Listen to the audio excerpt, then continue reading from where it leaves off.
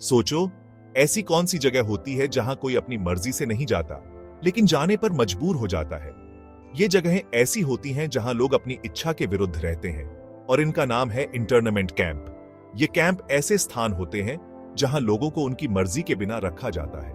यहाँ पर लोग अपने घरों से दूर, अजनबियों के बीच एक अजीब और डरावने माहौल में रहते हैं। इन कैंपों में लकड़ी के बैरक और अस्थायी शेल्टर होते हैं, जो एक जेल की तरह दिखते हैं। यहाँ पर लोग एक छोटे से स्थान में बंद रहते हैं, जहाँ उनकी स्वतंत्रता छीन ली जाती है। ये कैंप जेल की तरह होते हैं, जहाँ लोगों को बिना किसी गुनाह के बंद करके रखा जाता है। यहाँ पर ताले लगे दरवाजे और जेल जैसा माहौल होता है, जो लोगों को मानसिक और शारीरिक रूप से प्रभावित करता है। ये कैंप अक्सर युद्ध के समय या जब देश में अशांति होती है तब बनाए जाते हैं। युद्ध के समय सरकारें अपने दुश्मनों पर नजर रखने या उनको कंट्रोल करने के लिए ऐसा करती हैं। सरकारें अपने दुश्मनों पर नजर रखने या उनको कंट्रोल करने के लिए ऐसा करती हैं। यहाँ पर सरकारी अधिकारी कैदियों की निगरानी करते हैं और उन पर नियंत्रण बनाए रखते हैं। लेकिन दुख की बात यह है कि इन कैंपों में बच्चों को भी बंद कर दिया जाता है। ये बच्चे अपने परिवारों से दूर एक अजनबी और डरावने माहौल में रहते हैं, जहां उनकी मासूमियत खो जाती है। इन कैंपों में बच्चों का बचपन छीन लिया जाता है और वे एक कठिन और दर्दनाक जीवन जीने पर मजबूर हो जाते हैं। दुनिया ने कई बार इंटर्नमेंट कैंप देखे हैं। दूसरे विश्व युद्ध के दौरान अमेरिका में जापानी लोगों को इन कैंपों में बंद किया गया था। उन पर शक था कि वो दुश्मन देश की मदद कर सकते हैं। बच्चों को भी उनके परिवारों के साथ इन कैंपों में रहना पड़ा। यहूदी लोगों पर अत्याचार के लिए नाजी जर्मनी के कैंप भी बहुत बदनाम हैं। इन कैंपों में लाखों लोगों को मार डाला गया, जिनमें बच्चे भी शामिल थे।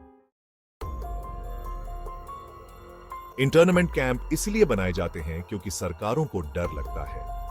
यह डर अक्सर बिना किसी ठोस आधार के होता है, लेकिन फिर भी इसका असर बहुत गहरा होता है। उन्हें लगता है कि कुछ लोग देश के लिए खतरा हैं, और इस खतरे को टालने के लिए वे इन लोगों को कैद कर लेते हैं। भले ही यह सच न हो, यह डर और पूर्वाग्रह अक्सर बिना किसी ठोस सबूत के होते हैं, लेकिन फिर भी लोगों की जिंदगियों को प्रभावित करते हैं। नस्ल भेद, धर्म और देशभक्ति के आधार पर भी लोगों को इन कैंपों में बंद किया जाता है। यह एक बहुत ही खतरनाक प्रवृत्ति है जो समाज को विभाजित करती है। सरकारों को लगता है कि इन कैंपों से वो लोगों को कंट्रोल कर सकती हैं और विरोध को दबा सकती है। यह एक प्रकार का सामाजिक नियंत्रण है जो लोगों की स्वतंत्रता को सीमित करता है।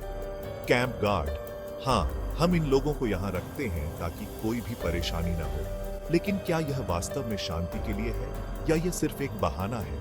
यह सब कुछ सुरक्षा के लिए है, आप समझ सकते हैं, लेकिन क्या यह सुरक्षा वास्तव में आवश्यक है या यह सिर्फ एक तरीका है लोगों को डराने और नियंत्रित करने का? Section 4. The impact on children, lasting scars. इन कैंपों में बच्चों का जीवन नर्क बन जाता है। उन्हें अपने घर, स्कूल, दोस्त और बचपन सब कुछ छोड़ना पड़ता है। उन्हें खराब खाना मिलता है, गंदगी और बीमारियों का सामना करना पड़ता है। कई बार तो उनके साथ मारपीट और यौन शोषण भी होता है। इन कैंपों का असर बच्चों के मन पर बहुत गहरा होता है। उन्हें डर, चिंता और असुरक्षा का सामना करना पड़ता है।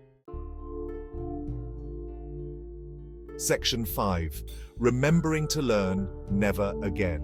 This chapter is dedicated to the solemn remembrance of the past, ensuring that the lessons learned from the dark times of internment camps are never forgotten. We pay tribute to the countless victims who suffered and endured unimaginable hardships. हमें इंटर्नमेंट कैंपों के बारे में जानना और याद रखना चाहिए ताकि इतिहास खुद को दोहरा ना सके। यह हमारी जिम्मेदारी है कि हम आने वाली पीढ़ियों को इन घटनाओं के बारे में बताएं, ताकि वे भी इनसे सबक ले सकें और भविष्य में ऐसी त्रासदियों को रोक सकें। जब हम इन कैंपों के बारे में पढ़ते हैं तो हमें मानवता की नाजुकता का एहसास होता है। यह हमें याद दिलाता है कि कैसे एक समाज की कमजोरियां और भय उसे गलत रास्ते पर ले जा सकते हैं। हमें याद आता है कि नफरत, भेदभाव और डर का क्या नतीजा हो सकता है। यह हमें सिखाता है कि हमें हमेशा एक दूसरे के प्रति सहानुभूति और समझदारी से पेश आना चाहिए। यह जानना जरूरी है कि कैसे आम लोग भी अत्याचार में शामिल हो सकते हैं और कैसे चुप्पी और उदासीनता अन्याय को बढ़ावा देती है। हमें यह समझना चाहिए कि हमारी चुप्पी और निष्क्रियता भी एक प्रकार का समर्थन है और हमें हमेशा अन्याय के खिलाफ आवाज उठानी चाहिए। Section 6. A call for compassion and understanding. इंटर्नमेंट कैंपों की याद हमें सिखाती है कि हमें हमेशा सतर्क रहना चाहिए और अन्याय के खिलाफ आवाज उठानी चाहिए। हमें उन लोगों के साथ खड़े होना चाहिए जो शोषित और प्रताड़ित हैं, चाहे उनकी पृष्ठभूमि कुछ भी हो। यह हमारी जिम्मेदारी है कि हम एक ऐसा समाज बनाएं जहां सभी के साथ सम्मान और गरिमा से पेश आया जाए और जहां इंटर्नमेंट कैंप जैसी जगह सिर्फ इतिहास की किताबों में ही रहें।